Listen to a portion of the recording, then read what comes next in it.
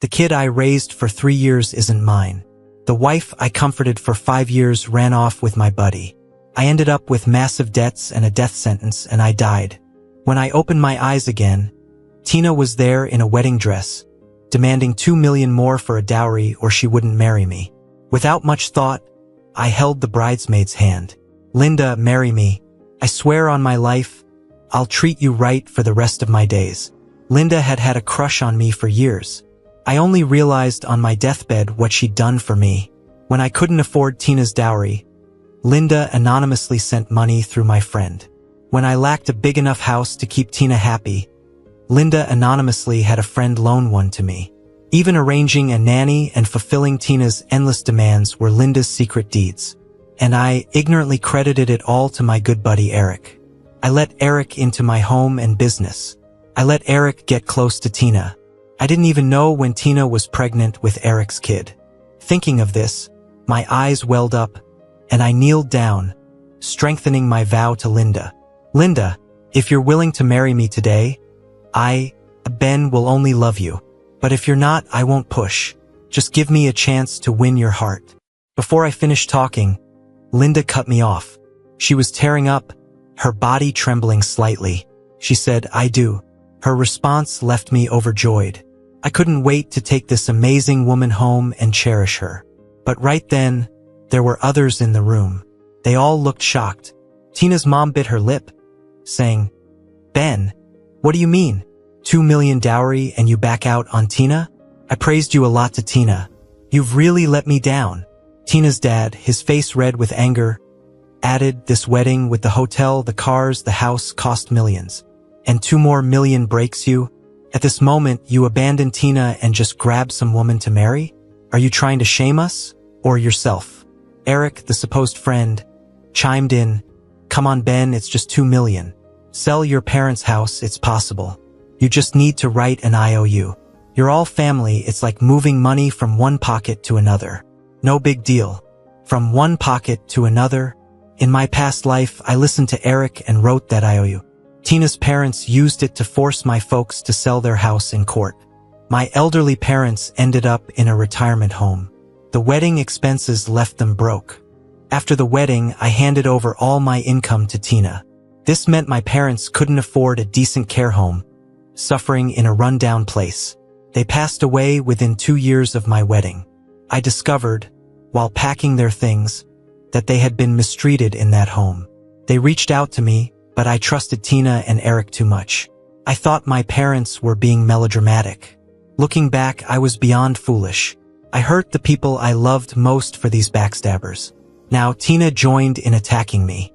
She threatened, Ben, if you leave this room today, you better never show up in front of me again. Tina, in her white wedding dress, sat on the bed, surrounded by auspicious symbols like dates and peanuts. Her elegant face was now twisted in anger. In the past, seeing her like this would have made my knees weak, bowing to keep her calm. But now I'm done indulging her. I held Linda's hand, thanking her sincerely. Thank you, Linda, for believing in me. Tears hung in her bright eyes, filled with joy seldom seen. I glared at Tina. Get off that bed. It's no longer yours. She gasped, eyes wide open.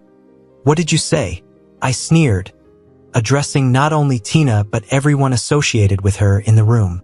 I arranged this wedding room and rented it from the hotel. The bride is no longer Tina. Linda just accepted my proposal, so Tina, kindly get off that bed. I won't keep my bride waiting. Tina's face turned from red to blue. Ben, you're not serious. When have I ever jokingly dealt with you? You. She pointed at me and Linda, but I knocked her hand away without hesitation. I called in my friends. Guys, I'm getting my bride. Let's get this place sorted. My friends promptly responded with spirited cheers. Having served in the military before, many were fellow soldiers, towering over everyone, exuding an indomitable presence. They'd witnessed the injustices I'd faced and already felt compelled to stand up for me. Now was the moment for retribution. Their faces said it all. They were not to be trifled with. Tina's crew looked like absolute cowards in comparison, not daring to utter a word. especially since Tina was clearly in the wrong. Before her parents could intervene, her entourage silently slipped away one by one. Tina's parents just wouldn't give up.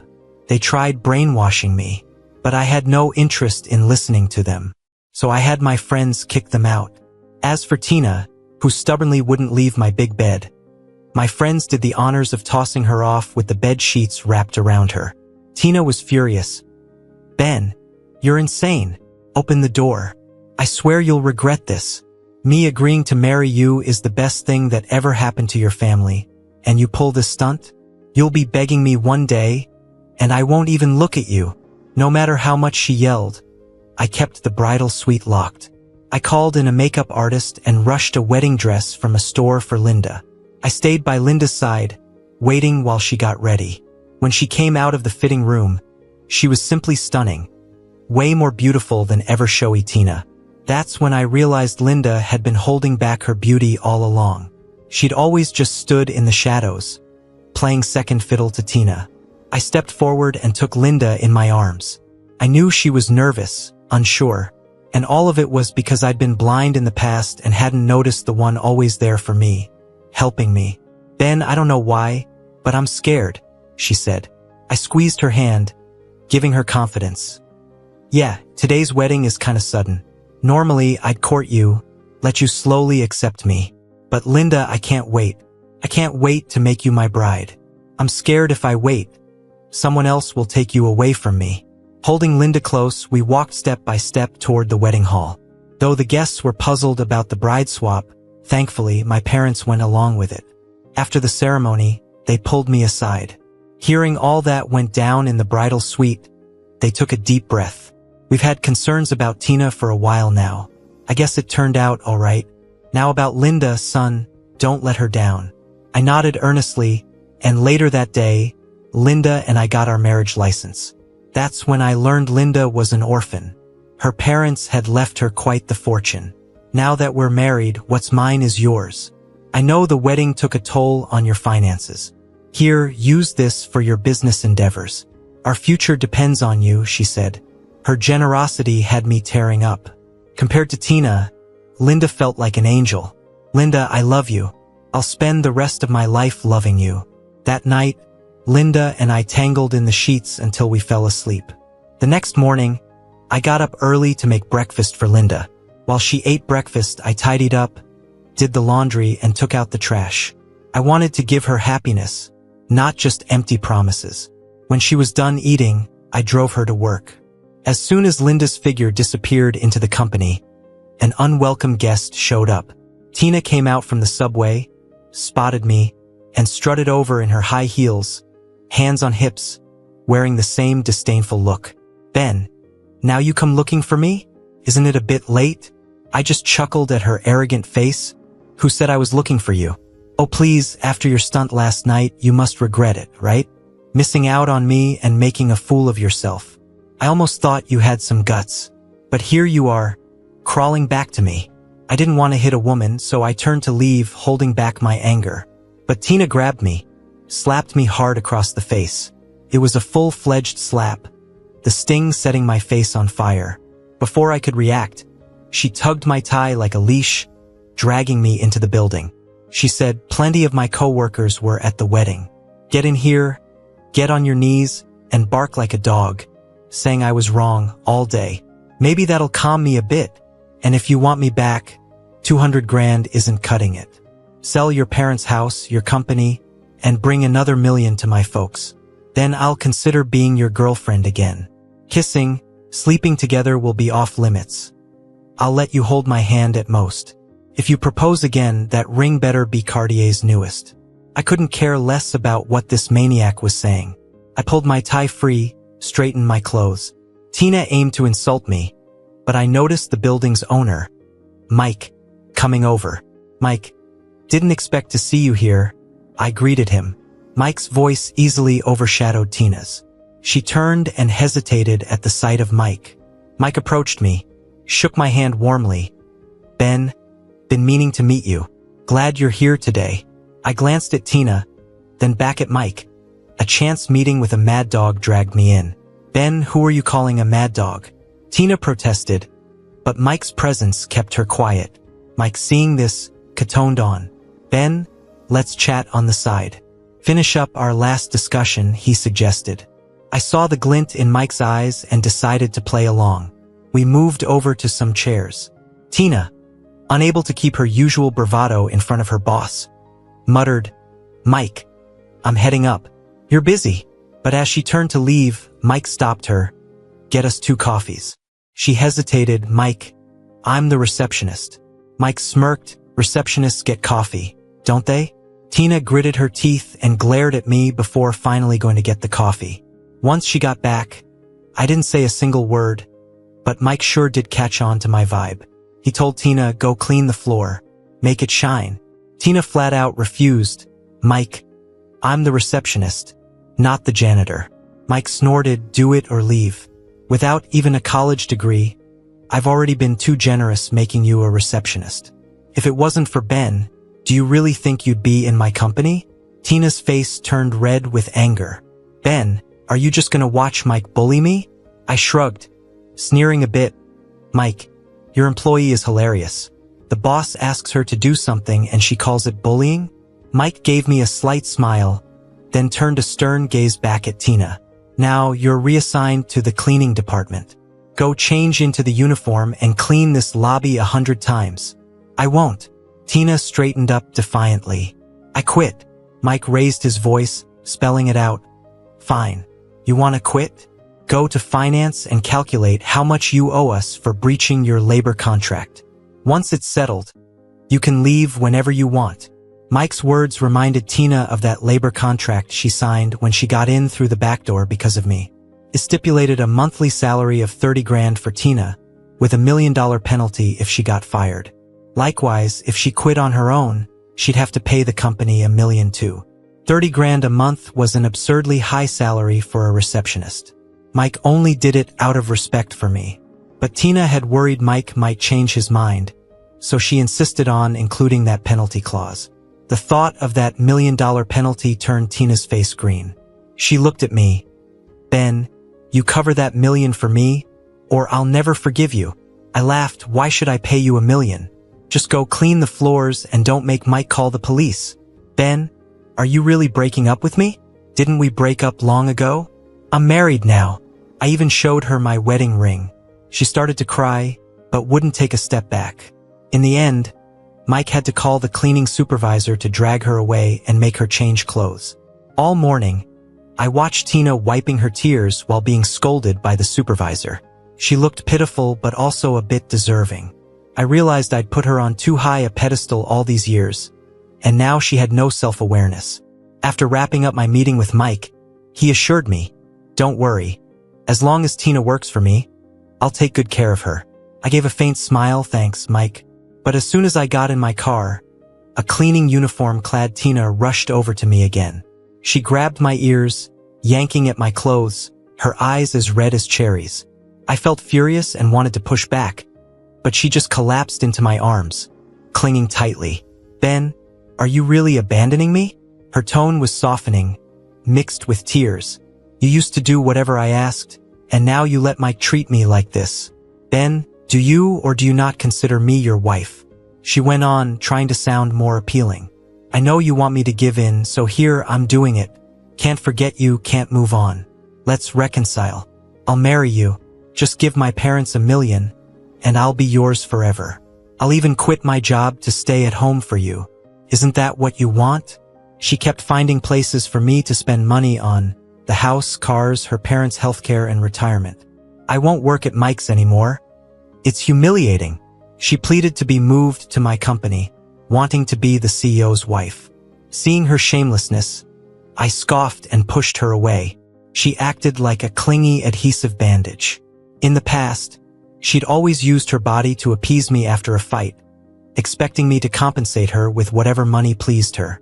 Ben, I know you can't live without me. Car or hotel? She teased, taking off her clothes. It was nauseating. I threw her janitor uniform out of the car and locked the doors behind me. Tina, keep your dignity. I have a wife now. One more incident of this harassment and I'll call the police. And I drove off, ignoring her. She kept calling and texting me with disgusting messages. She didn't hesitate to drag our past private moments into these messages. It was degrading. When I got to work, I blocked her on everything. Her parents even showed up at the office, hurling insults. They called me a rapist for supposedly violating their daughter and accused me of stealing their dowry, house, and car. I had security deal with them, and when that wasn't enough, I got the police involved. I also had a lawyer send them a notice. I was prepared to sue for defamation. It wasn't until the authorities intervened that Tina's parents quieted down, though they still left with plenty of resentment. God knows how they'll badmouth me outside. But really, I don't care anymore. As long as I'm away from Tina, this new chance at life won't be wasted. That's when Eric came by. He gave me that serious look. Ben, I know you're still upset about yesterday, but making Tina a janitor and suing her parents, isn't that a bit much? I glanced at my so-called good buddy with a cold smirk. So what do you think I should do? He had a serious look on his face, seemingly deep in thought. After a while, he came up with an idea for me. Why don't you go to the bank with me now? Withdraw all the money you have. See if you can get a loan against your house and company, and take all the cash to Tina's parents. Hand it over respectfully, then beg for forgiveness by kneeling a few times. Buy Tina some jewelry and let her have a shopping spree on your credit card. That way, her parents and Tina might not be mad at you anymore. But that's just to stop them from being angry. Earning their forgiveness might require more effort from you. You'd need to go to Tina's every day, cook, do laundry, and clean for her parents. Tina likes wearing high heels, so you'd better be prepared to massage her feet every night. If you don't step up, I doubt Tina will agree to marry you again. She's such a delicate girl. You need to take responsibility for her. He kept rambling on, and when I didn't respond, he swallowed and asked, Ben, do you think there's something wrong with what I'm saying? I shook my head and asked, how do you know Tina needs someone to massage her feet every night? Have you done it? He was startled and blushed. No, Tina's your girlfriend. How could I? That's crossing the line. I chuckled softly. Oh, maybe I'm overreacting. He took a deep breath to calm himself and continued. You love Tina so much. You've made it through the past 2 years. You have to keep proving you love her just as much in the future. Didn't you once say you wanted to be a responsible man? I nodded, yeah. Being a good man is tough, but I think you've got a knack for it. Why don't you try? He frowned. Ben. I tossed a file onto his lap. You're so invested in others' family issues. Look at the mess you've made yourself. You screwed up this deal, and now they're demanding $5 million in damages. Pay up. He clenched the file, his face draining. No way, Ben. I missed this clause in the contract. How can it be $5 million? $5 million's a lot, but didn't you just buy a car and a house? You could mortgage them and pay it off, I replied with a flat tone. He got anxious, but those were hard to buy. Ben, help me out with the $5 million. You were just advising I give all my money to Tina's family. How can I help you if I do that? He came closer. No, I meant settle my $5 million first. Any leftover can go to Tina's parents. How does that sound? I looked at him coldly. Eric, is Tina's shamelessness learned from you? What? You spend my money, use my stuff, and still think I owe you everything. Get a grip, Eric. Come on. Ben, what do you mean? Aren't we still good friends? You're really going to end our friendship over $5 million? I stood up from my chair, realizing I had nothing more to say to Eric. I had security escort him out and fired him in front of everyone. I thought my actions might cause a stir among my coworkers, but instead, they openly expressed relief. Ben, you finally saw Eric's true colors, one said. I was taken aback. They continued, we've been saying he's no good. He's always sneaking around, trying to get away with things. Remember the coffee and milk in the break room that seemed to disappear so quickly? Eric was selling it, and he's been taking the office paper and supplies for his personal use. For someone with such a high salary, he does no work, just hovers around you all day. You should have fired him sooner. Eric even harassed female coworkers. There are videos of it on the company's cameras. We hope he gets taken to court for it. I listened, my expression unreadable. Then do it. Sue him. My coworkers were shocked. I continued, I misjudged him before. Now I know Eric's true nature. If he did what you're saying, I won't let it slide. He will face consequences. If any of those he harassed are around or if you have their contact, I'll get them a lawyer." My colleagues cheered at this. The security team immediately checked the footage, and the findings were shocking. Eric had even done stuff with Tina at the office. Gathering this evidence, I was set on ruining Eric financially. In a past life, he made me suffer. This time, I wouldn't let him get away with anything. After handing the evidence to the police, I got a call from Linda. She was crying. My heart tightened. "Linda, what's wrong?" Her broken voice came through. "Ben, come quick. Make them understand I'm not the other woman. I swear I'm not." Her voice shattered. My heart ached as I reassured her. "Linda, hang in there. I'm coming. Right now." I got in my car and floored it, ramping up to 120 miles per hour. A little over 10 minutes later, I reached Mike Company's building. In the elevator, I overheard a conversation. "Do you know that Linda? She's our company's designer. They say she's a homewrecker." "Really? She seems so low-key."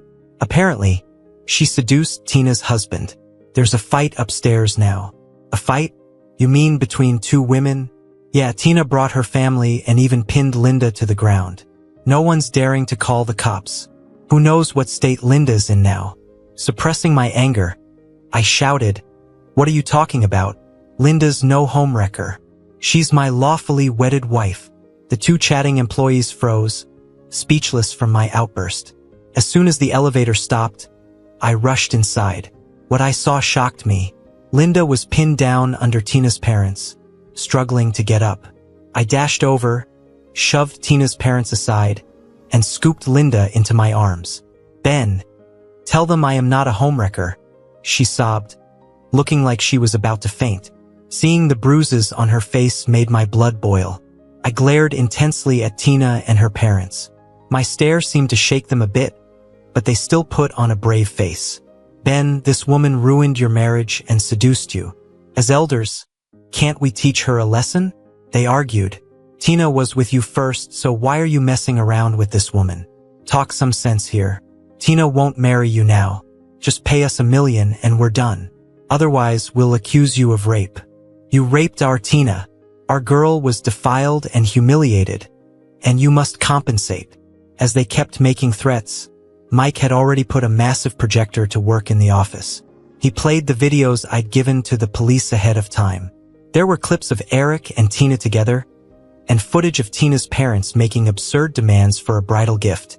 There were even recordings of them bad-mouthing me at my company countless times. Eric said, "Once you're pregnant, let Ben raise the kid." Tina said, "Aren't you worried it's not purely your child? What if it picks up Ben's genes too?" Eric chuckled, "Don't worry. Ben's such a pushover. Just tell him it's your time of the month. He'll never know. Once the child's born, get Ben to hand over the finances. I'll mortgage his company, and we'll be together in no time." Tina giggled in his arms, "You're brilliant. Now come here." With the disgusting scenes on display, no one dared label Linda the homewrecker. Tina and her family found themselves publicly humiliated, targets of the crowd's wrath. "Wow, this girl's disgusting. Cheating and then blaming someone else. They wanted a $2 million bridal gift? Good thing Ben dodged a bullet with this bride. Sickening, pretending to be so posh when all they care about is money. Call the cops. This beating is assault. They should do time for this." Tina even tried to flirt with Mike once, but it didn't work. How gross is that? Everyone was chiming in, and Tina and her parents looked like they wanted to vanish. But I wasn't gonna let them escape so easily. They hurt Linda and they needed to pay for it. The police arrived, and with everyone's testimonies, Tina and her parents were taken into custody. I went with Linda to the hospital while Mike handled things at the station. He kept me updated via video call, assuring me he wouldn't let this slide. "Ben, don't worry. I'll make sure Tina and her parents are charged with intentional assault," Mike promised. He also demanded compensation for the damage they caused at the office, claiming lost productivity and property damage. As for Linda's injuries, Mike, as her boss, demanded compensation for her medical costs, lost wages, and emotional distress. "Sure, we'll pay. It's just one person. How much could it be? Tina dismissed, not acknowledging any wrongdoing. Even exposed like that, all she felt was brief embarrassment. Mike laid out all the compensation claims in front of the police.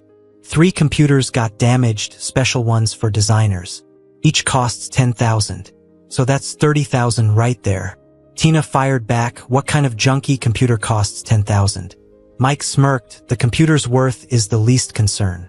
What matters is that they stored years' worth of designs. Losing them means losing clients' trust. And that's not counting this year's ongoing projects, some near completion. Tina bit her lip, frustrated. Mike, you're ripping us off. But Mike ignored her. He told the police we design private villas. Each project takes months and brings in huge orders which should factor into the compensation. Oh, and Linda's injuries. She'll be off work for a while. And it's not the company's burden. Linda earns $10,000 a month here. With leave and recovery costs, $100,000 sounds fair. Tina's parents seemed stunned. $100,000 for Linda? Are you crazy? The two of them started arguing. The police just put the person in jail, leaving Tina alone to handle everything. While trying to weasel her way out, Tina wanted to rope me into her mess, but I already blocked her, so she couldn't reach me. Under pressure from Mike, I had no choice but to sign that $1 million compensation form. After we left the police station, Tina and her parents planned to skip out on paying, but the police had their ways. They auctioned off everything under her name, like her house, car, and jewelry. The thought of all those gifts I had given Tina made my blood boil. Linda comforted me, saying it's not worth the trouble since Tina was left with nothing. Holding Linda and listening to her voice calmed me down a lot. But my worry was that Tina wouldn't stop bothering me until she learned her lesson. Linda reassured me that Tina wouldn't get anything from me anyway. Once she had a new target, she'd forget about me. And she was right. Tina got married a month later, pregnant and all. She married a local rich guy who had money but no looks or height. He just hoped she'd give him a big healthy son. A few months later, Tina had a premature birth and did give them a son. Tina and I were supposed to have nothing more to do with each other. But it turned out the private hospital where she gave birth was the same one where Linda had her checkups. We bumped into Tina by chance, and she insulted Linda in front of me. Linda was pregnant, and I didn't want to upset her, so I didn't confront Tina. Instead, I secretly took some of the baby's hair for a paternity test. A few hours later, I got the results and sent them to the rich guy. That night, Tina, who was still in recovery, got kicked out of the hospital. The hot-headed rich guy beat her nearly to death on the street. If the police hadn't intervened, I'm not sure she would have made it home alive. The next day, news of Tina cheating hit the headlines. They said she had broken ribs and a ruptured uterus and had her face stomped into what was basically disfigurement. Linda saw the news and sighed. I never thought Tina would still be causing trouble at this point. She could have lived a good life, but it's such a waste. People just aren't the same anymore. I caressed Linda's belly, soothingly saying, she brought this on herself, giving up a good life for silly dreams. Linda nodded, then suddenly asked, do you know who the kid's father is? I was puzzled. It's definitely not me. Linda said, I trust you, I just wondered if she can't go back to the rich guy, who would be the father? She'll have to find the kid's dad eventually. Eric's in jail, so it's probably not him. But who knows? Some time passed, and Linda was nearing her due date. On the way to the hospital, we saw Tina in the distance holding a baby and chasing a man, shouting that he was the father. I'd never seen this guy before, but his clothes said money wasn't an issue. He just laughed, telling Tina to have some self-respect, calling her names. According to him, she approached his brother before him, and now she was onto someone else to claim as the father. Tina pleaded for a DNA test, but the man couldn't be bothered. He slapped her and dumped her in a nearby trash can, saying that's where she belonged. The car drove too fast for us to see what happened next. After Linda gave birth, my parents came to visit. They mentioned some rumors about Tina. Apparently, she's now chasing men on the street, claiming they're the father, while her son passed away because of her neglect. Mike gave us a nice compensation for what they did to Linda. Her parents took a hit after these events, ending up in a not-so-great nursing home. Anyway, it's not our problem. I invited my parents in to see the kids. Linda had twins, a boy and a girl, perfectly completing our family. My parents played with the babies while I took care of Linda. My heart was filled with happiness. Thank you, Linda. I love you.